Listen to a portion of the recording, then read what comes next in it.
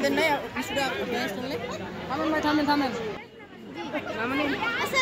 আলাইকুম, আমার নাম মোসাম্মদ মুশফিকা খাতুন, আমি মোহাম্মদপুর উচ্চ বিদ্যালয়ের এবার নিউটেন।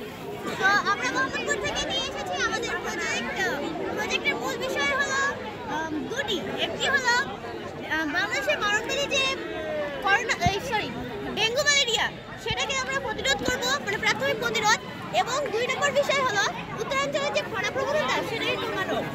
আর আমাদের এই প্রজেক্টের নাম হলো রেন ওয়াটার হারভেস্টিং, মানে বৃষ্টির পানি সংগ্রহ করো। আমরা বৃষ্টির সময় দেখি যেখানে সেখানে আনাচে কানাচে পানিটা জমাট বেঁধে থাকে, সেই পানিতে ডেঙ্গু ম্যালেরিয়ার সৃষ্টি হয় এবং সেই পানি থেকে ডেঙ্গু ম্যালেরিয়ার বিস্তার তৈরি হয়।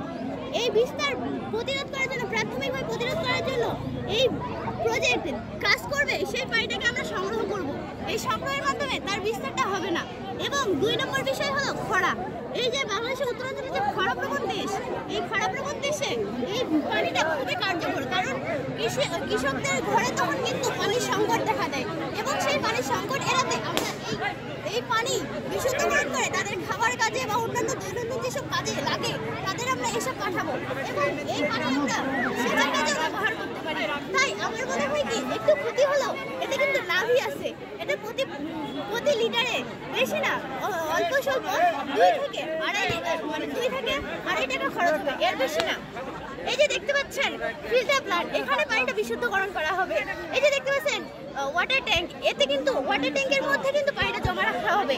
এবং ওয়াটার প্ল্যান্ট, এটা হলো মাটির নিচ থেকে আসবে এই পানিটা কিভাবে।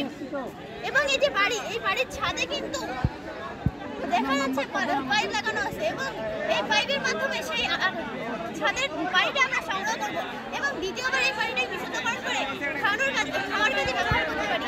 এবং লেকে অতিরিক্ত পানি হয় বর্ষাকালে, তাই সেই অতিরিক্ত পানিটাকে আমরা শোষণ করে নেব। আবার কারো বাসায় নাকি ছাদ নেই, তাদের নাকি টিনের বাসা, তাহলে টিন থেকে যে পানিটা গড়িয়ে পড়ে সেই পানিটাকে আমরা সংগ্রহ করে নিতে পারি। এভাবেই আমরা এই পানিটাকে এই যে ফার্মের কাজেও ব্যবহার করতে পারি। এভাবেই আমাদের প্রজেক্টটা কিন্তু একবার ভেবে দেখবেন, খুবই গুরুত্বপূর্ণ। ধন্যবাদ। ওকে, থ্যাংক ইউ আপনাকেও।